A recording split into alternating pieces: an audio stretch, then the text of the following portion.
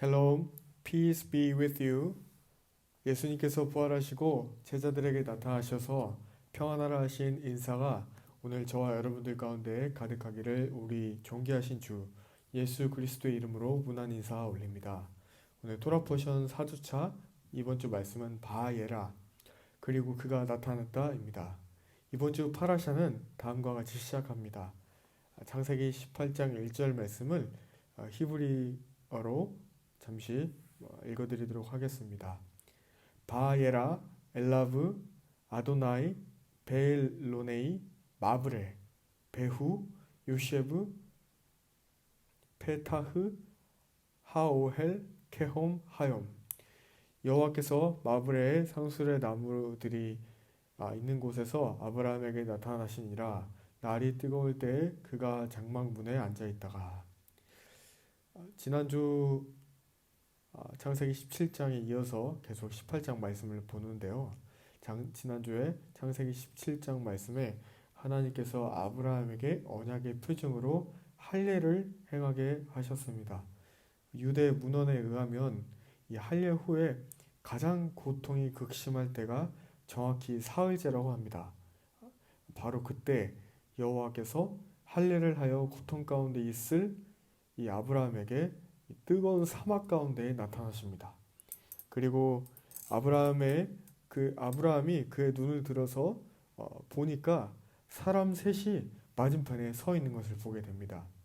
삼일체 하나님 성부 성자 성령께서 나타나시니까 아브라함은 아픈 가운데도 불구하고 지극히 환대를 보이면서 나타난 손님들의 발을 물을 가져다 오라고 하여서 발을 씻기기 시작합니다. 이 지역은 사막이고 또 모래가 많기 때문에 그 발을 깨끗하게 닦아드리는 그 모습으로 예우를 갖추고 내 주여 이렇게 말하면서 자신이 갖출 수 있는 최대의 예의를 갖춰서 주님을 맞이하게 됩니다. 정성스럽게 음식을 준비한 아브라함은 그 손님들에게 젖과 우유와 송아지를 잡아서 잡수시게 합니다. 여기서 아브라함에게 나타나신 여호와께서 아브라함에게 한 가지 언약을 주십니다. 18장 10절 말씀으로 내년 이맘때 내가 반드시 내게로 돌아오리니 네 아내 사라에게 아들이 있을 것을 말씀하십니다. 아브라함과 사라의 나이는 이미 너무 늙었지만 하나님께서 언약과 더불어 그 언약의 성취의 시기까지 내년 이맘때에 너의 아내에게 자녀가 있을 거라고 말씀하십니다. 창세기 18장 17절 말씀 보면 여호와께서 이르시되 내가 하려는 것을 아브라함에게 숨기겠느냐 말씀하십니다. 아브라함은 선지자였습니다. 선지자는 하나님의 음성을 듣고 행하는 사람을 의미합니다.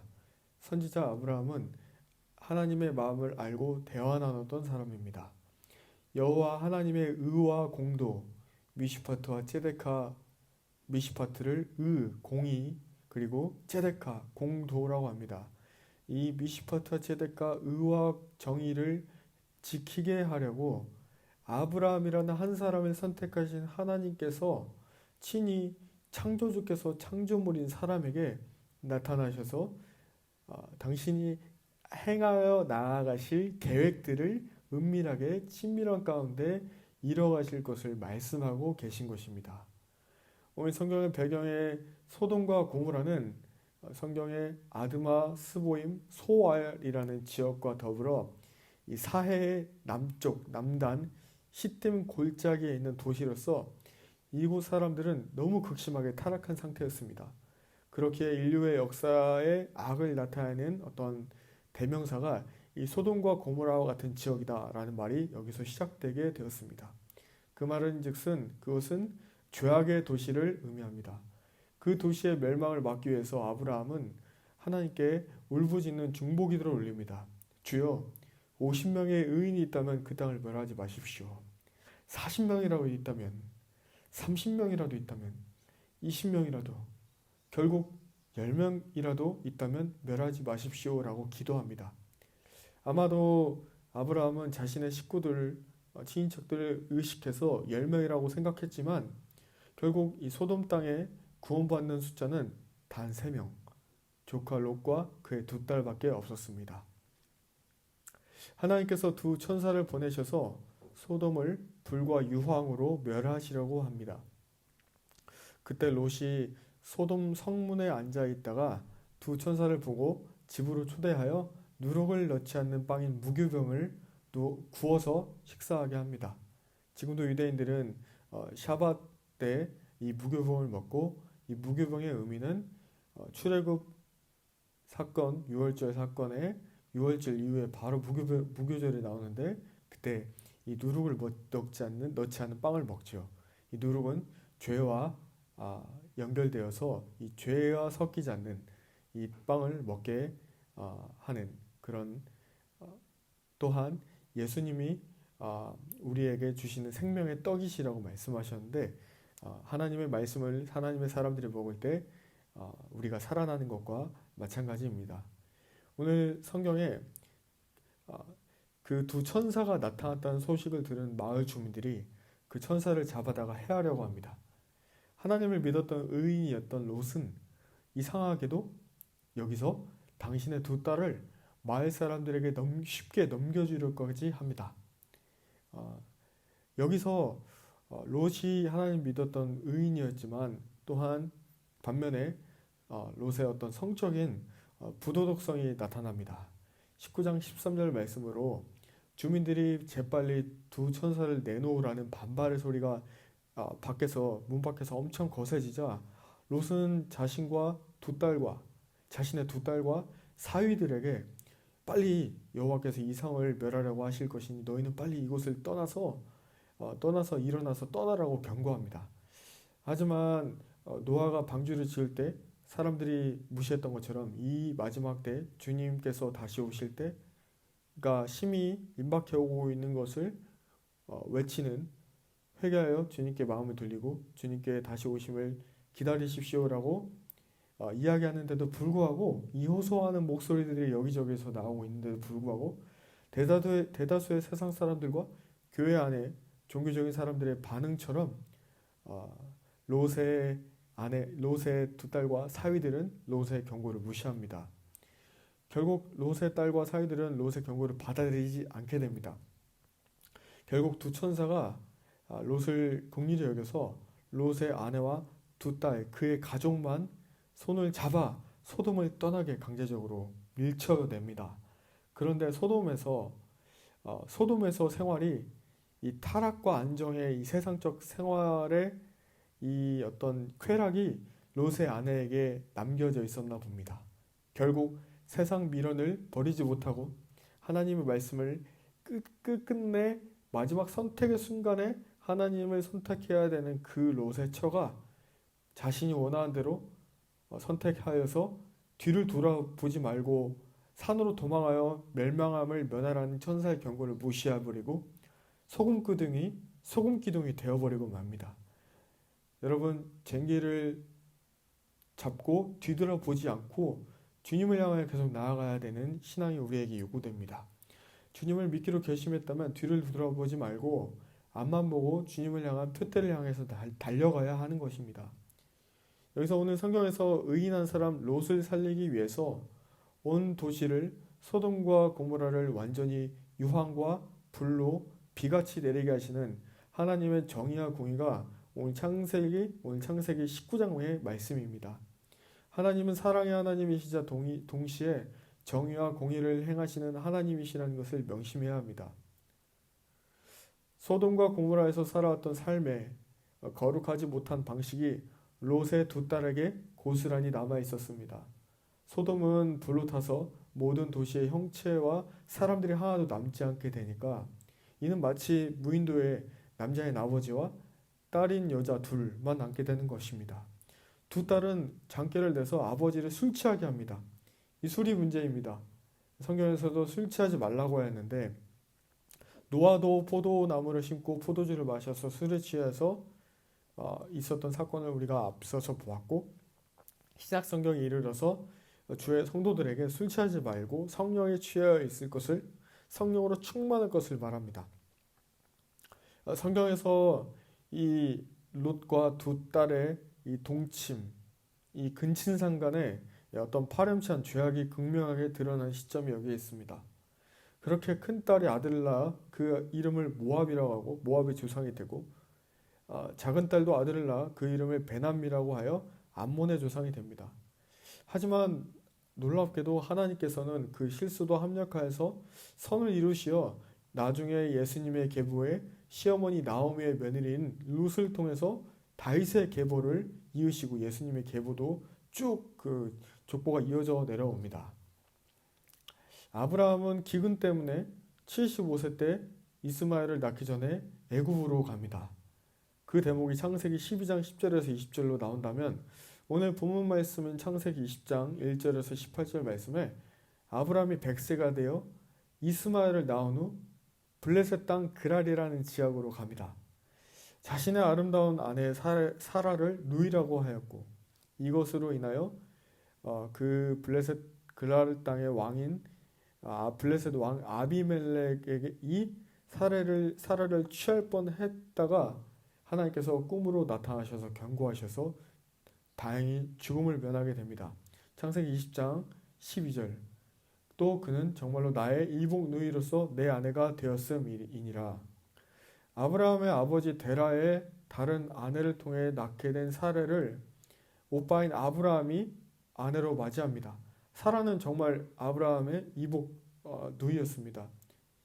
다행스럽게 생명을 건지게 된 아비멜렉은 양과 소와 종들을 이끌어 아브라함에게 주고 그의 아내 사라도 아브라함에게 돌려보내줍니다. 또한 보기에 좋은 땅을 취하여 거주할 수 있도록 하는 호의도 베풀어줍니다. 여기서 아브라함의 의인다운 어떤 믿음의 사람의 진면모가 잘 나타납니다. 아브라함과 그의 아내 아비멜렉이죠. 아비멜렉과 그의 아내는 자녀를 낳지 못하였는데 하나님께 기도하여 치료하여 주시기를 기도하였고 마침내 출산할 수 있도록 도와달라는 그 간청의 기도를 올리게 됩니다. 사라를 취할 뻔했던 아비멜렉에 내린 주님의 벌이 자녀를 낳지 못하는 것이었습니다. 근데 하나님께 기도하였고 치료하여서 자녀를 낳게 도와주십니다. 사라는 노년의 나이에 1년 전에 자신에게 나타나신 주님의 말씀대로 1년 후에 자녀를 낳게 됩니다. 그리고 그의 이름을 이삭이라고 합니다. 하나님께서 나를 웃게 하셨다라는 뜻입니다. 아브라함의 나이 100세 때 이루어진 기적입니다. 창세기 21장 12절에서 13절 말씀을 제가 킹제임스 성경으로 읽어드리도록 하겠습니다. 하나님께서 아브라함에게 이르시되 그 아이나 내 노예 여자로 인해 그 일을 내 눈앞에서 근심거리로 두지 말고 사라가 내게 말한 모든 것대로 그녀의 목소리에 귀를 기울이라. 이는 이삭 안에서 내 씨가 부름을 받을 것이기 때문이라. 그 노예 여자의 아들도 내 신이 내가 그로부터도 한 민족을 만들리라 하시니라. 하나님은 약속으로 난 자녀인 이삭과 육체로 난 자녀인 이스마엘에게 후히 당신의 축복을 동시에 내려주십니다. 둘 다 아브라함의 자녀이기 때문입니다. 아브라함은 결국 하갈을 자신의 고향 땅인 애굽으로 내쫓을 수밖에 없는 상황이 됩니다. 하지만 이미 수십 년을 고향 땅을 떠난 하갈은 애굽으로 돌아가는 길을 잃어버린 모양입니다. 창세기 21장 14절 말씀에 브엘세바 광야에서 방황하여 길을 잃고 결국 가죽 부대에 넣었던 물도 다 떨어지게 됩니다. 사막에서 내가 죽으면 안 되는데 죽게 생겼다라고 생각하면서 그녀가 통곡하니까 하나님께서 그 소리를 들으시고 하갈의 눈을 밝히셔서 샘물을 다시 마시게 하시고 샘물을 취하여 다시 고향 땅으로 떠날 수 있도록 도와주십니다. 이스마엘이죠. 이스마엘과 함께 하신 하나님께서 하나님께서 그 바란 광야에 거주하는 이스마엘에게 애굽 여인이었던 하갈은 다시 애굽 여인을 아들 이스마엘에게 아내로 맞이할 수 있도록 얻어줍니다. 그리고 아브라함은 아비멜렉과 자신의 조상들의 우물을 빼앗은 일에 관하여 아비멜렉을 책망합니다. 그리고 양과 소를 가져다가 아비멜렉에게 주고 또 그 두 사람이 언약을 맺습니다. 이 언약의 증표가 7암양 새끼인데 그 증거를 놓게 하고 그 지역의 이름을 브엘세바라고 불렀습니다. 7암양 새끼를 통해 자신의 소유권을 확보한 아브라함은 그곳에 에셀나무를 심고 하나님께 예배를 드렸습니다. 자, 이 모든 일들이 다 있은 후에 하나님께서 아브라함을 시험하시라고 아브라함을 불러 말씀하십니다. 창세기 22장 2절 말씀, 내 아들 내 사랑하는 독자 이삭을 데리고 모리아 땅으로 가서 내가 내게 일러준 한 산 거기서 그를 번제로 드리라. 이때 이삭의 나이가 14살이었습니다. 아브라함이 자녀를 낳고 14년이 지난 이 시점에 아브라함도 엄청 고뇌했을 것입니다.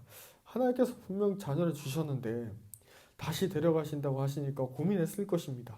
그리고 아내 사라도 엄청 고민했을 것입니다. 자녀를 키워보지만 자녀가 다치기만 해도 마음이 아픈데 자녀를 바치라니요. 하지만 하나님은 다른 계획이 있으셨습니다. 이미 태초부터 아브라함이 이삭을 바치는 사건을 통해서 자신의 독생자 아들 예수님을 우리 십자가에 돌아가게 하심으로 인류의 죄, 인간의 죄를 용서해 주시려는 하나님의 창세전의 계획이 있으셨던 것입니다. 그 계획을 아브라함을 통해서 그 계획을 이미 미리 예표로 보여주셨고, 그리고 그 제단의 자리에 이미 순양 한 마리를 준비를 해 놓으셨습니다. 그 순양은 바로 예수 그리스도를 의미하지요. 제가 실제로 아프리카 지역이나 어떤 초원 지역에 가면 양과 염소는 죽을 때 소리가 달라요. 양은 죽을 때 아무 소리도 내지 않고 순종합니다. 근데 염소는 온갖 비명을 지릅니다. 양으로 오신 어린 양으로 오신 예수님, 이제는 다시 오실 때 표효하는 사자로 오셔서 유다의 지파의 사자로 오실 주님을 우린 믿고 따라가는, 어린 양이 인도한 대로 따라가는 주님의 자녀들입니다. 말씀을 계속 보도록 하겠습니다. 고대 문헌의 야샬의 책이라는 유대 문헌을 보면 사탄과 아브라함 그리고 사탄과 사라의 충돌이, 극심한 내면의 충돌이 나타납니다. 심지어 사탄은 이 순양이 아브라함에게 나타나 보여지지 않도록 수풀에 걸려서 못 나오게끔 할 정도였습니다. 만약 하나님께서 하늘로부터 그를 불러 아브라함아 아브라함아 내 손을 대지 말라 하지 않으셨다면 상상치도 못한 일이 발생했을 수도 있었을 것입니다. 여기서 다시 한번 우리가 알 수 있는 것은 선도 악도 전능자 하나님께서 모두 다 주관하신다는 것입니다. 이 문헌에 보면 사라가 아들이 다시 살아온 것에 대한 기쁨이 너무 심해서 혼이 떠나서 죽었다라는 말이 있습니다. 독자도 아끼지 않았던 아브라함의 믿음, 독생자 예수님을 아끼지 않으시기까지 우리를 사랑하신 하나님의 아버지의 사랑이 우리에게 가득하게 기도합니다. 계속해서 하프타라의 말씀 열왕기하 4장 엘리사의 두 기적에 대해서 살펴보도록 하겠습니다. 자, 엘리사는 두 가지 기적을 오늘 본문을 통해 보여주고 있습니다. 첫 번째는 엘리사의 수제자 중에 한 사람이 죽게 되었는데 그 집안의 빚을 탕감해준 일입니다. 과부에게는 이제 남편이 죽었으니 그 과부에게는 기름 한 그릇밖에 없었고 빚을 탕감하기 위해서는 두 자녀를 종으로 팔아야 하는 상황에 처하게 됩니다. 엘리사는 네 믿음대로, 다시 말씀드리면 네 믿음의 분량대로 이웃에게 빈 그릇을 많이 빌려올 것을 말합니다. 그리고 실제로 그 과부는 많은 그릇을 빌려다가 빚을 갚고 생활을 연명하게 됩니다. 여기서 마치 하나님께서 우리에게 말씀하신 것 같습니다. 사랑하는 나의 자녀들아, 내가 예수와께서 다시 오실 이 마지막 때에 내가 너희의 믿음을 보겠노라. 믿는 대로 이루어질지어다.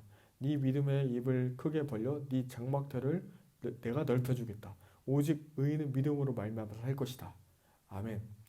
네.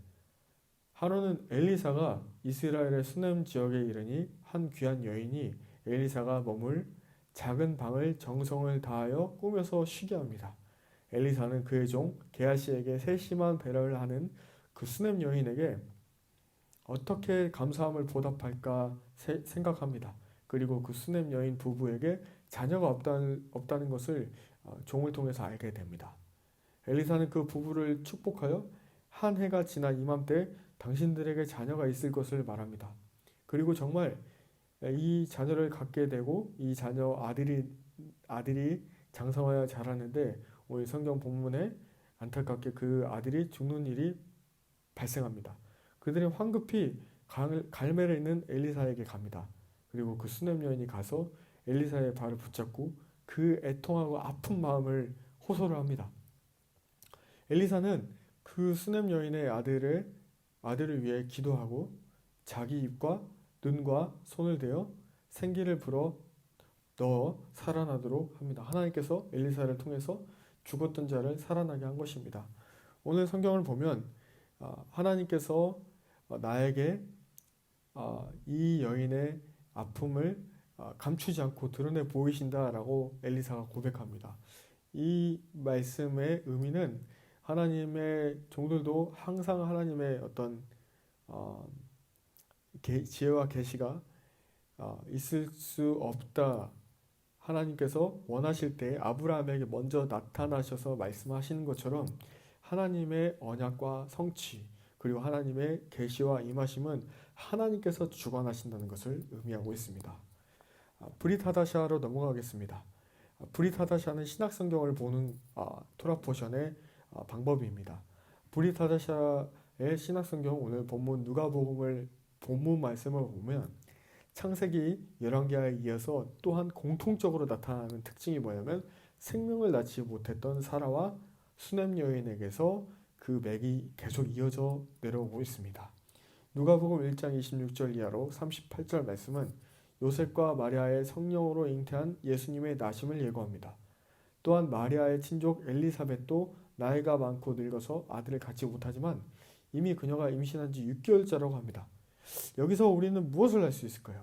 누가복음 1장 37절 대저 하나님의 모든 말씀은 능하지 못하심이 없느니라. 아멘. 누가복음 24장에서 36절로 마지막 절인 53절까지 말씀 보면 예수님께서 부활하시고 나서 먼저 처음에 말씀하셨던 말씀이 너에게 평강이 있을 것이다. 있을지어다. 오늘 토라포션 처음에 인사했던 것처럼 샬롬입니다. 샬롬.